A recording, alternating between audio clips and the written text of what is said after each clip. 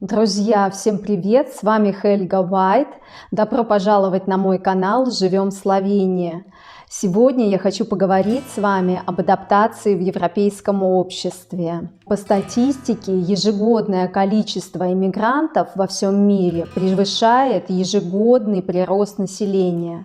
И это составляет около 250 миллионов человек. Посмотрите на этот запутанный график. Это график миграции по всем странам. Давайте посмотрим на Северную Америку. В нее больше всего переезжают из Латинской Америки. Ежегодно около 3,5 миллионов человек. В основном это мигранты из Мексики. Помните предвыборное обещание Трампа построить стену вдоль границы с Мексикой?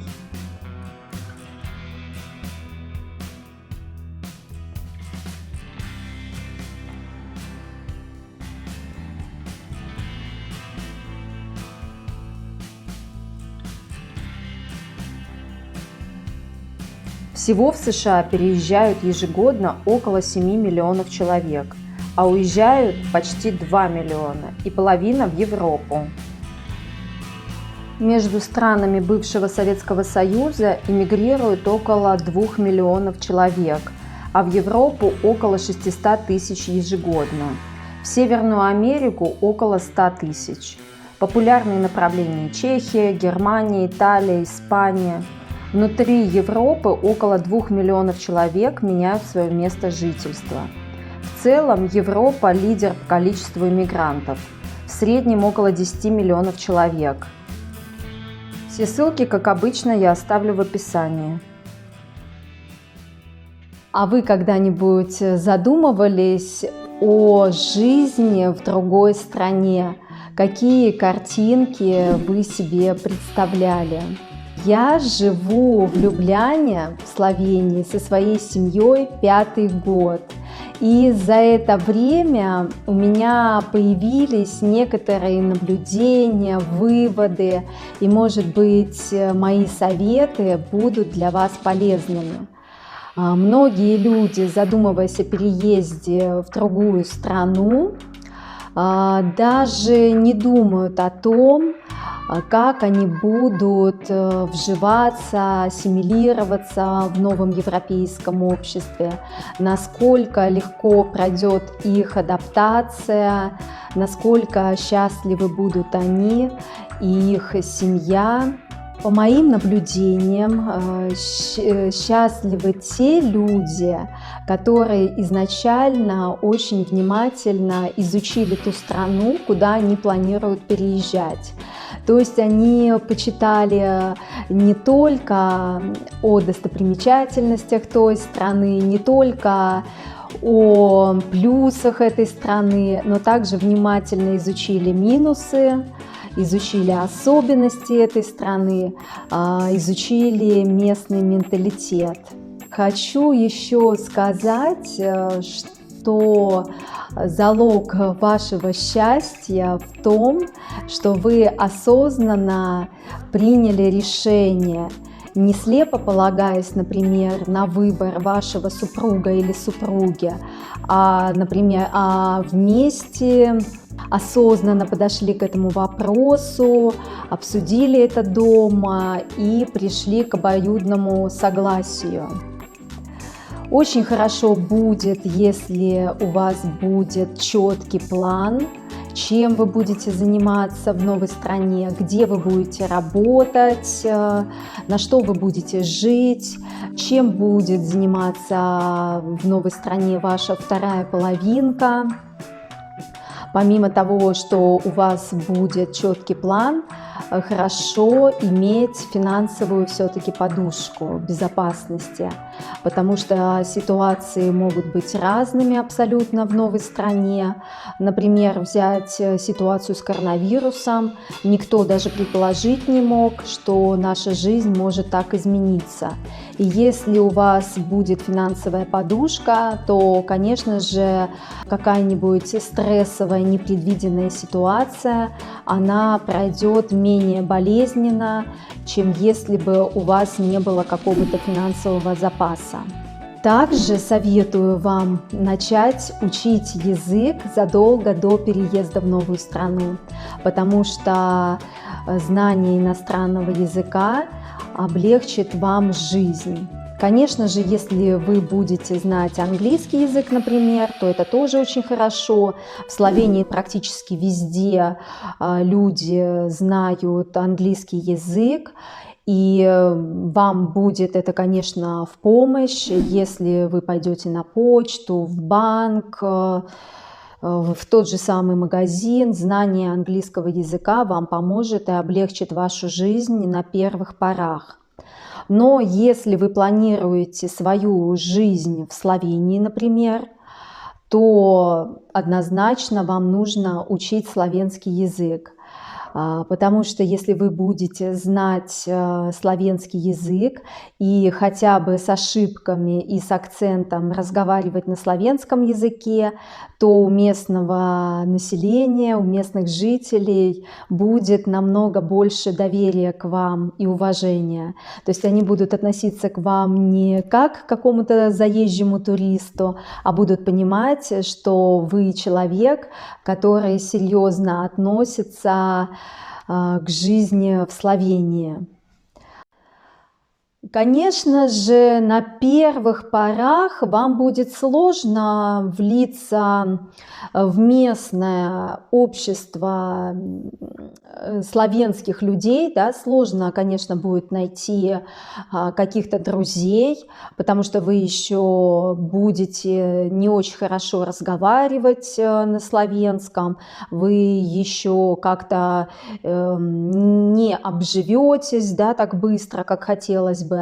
Поэтому советую вам не отвергать помощь местных мигрантов, которые, как и вы, переехали когда-то в Словению.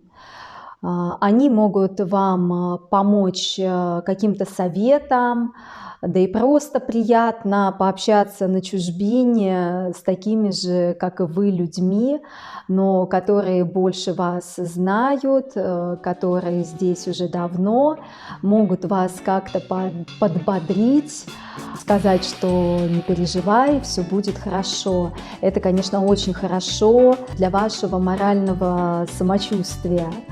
Но здесь есть такой некоторый нюанс. Я бы вам посоветовала искать позитивно настроенных людей.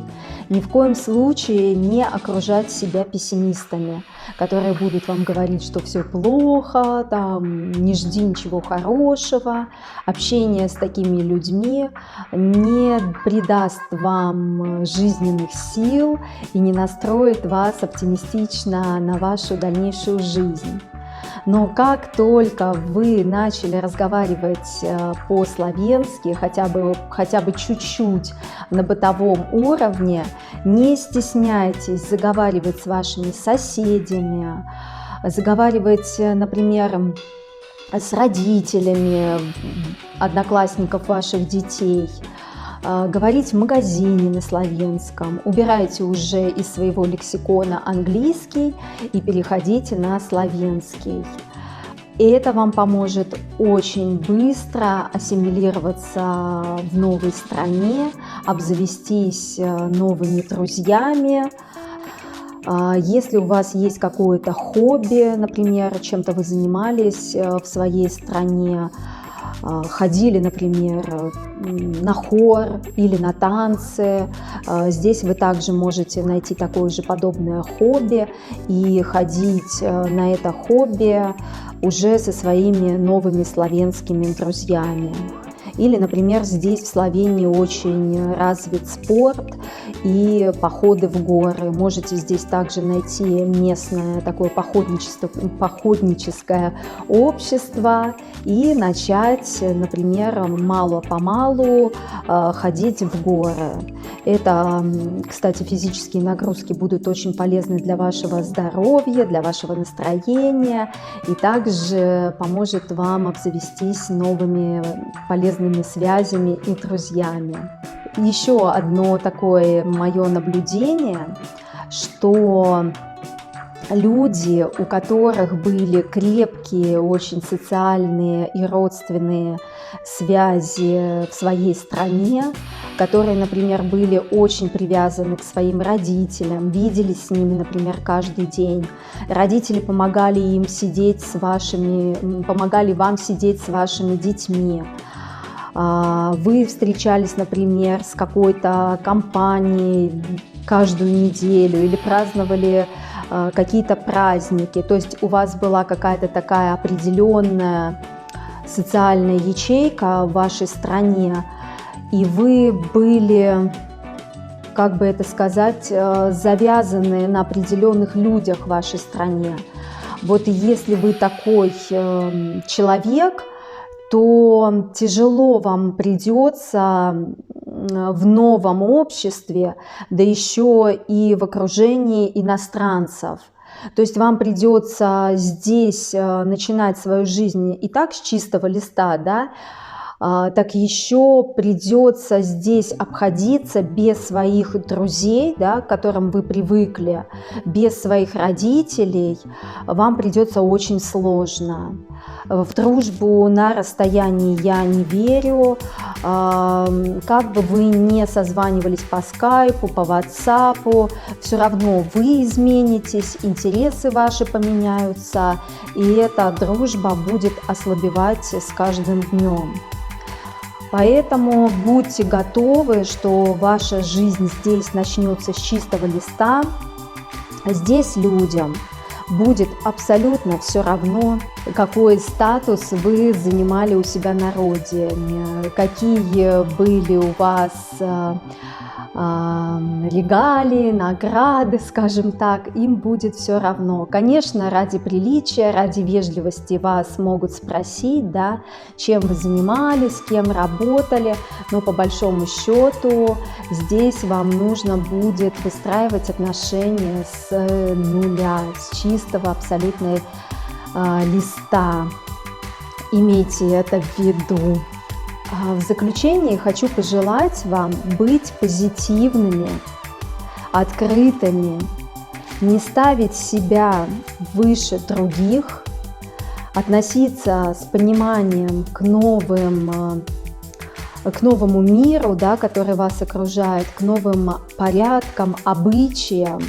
И тогда я верю, что у вас будет счастливая новая жизнь.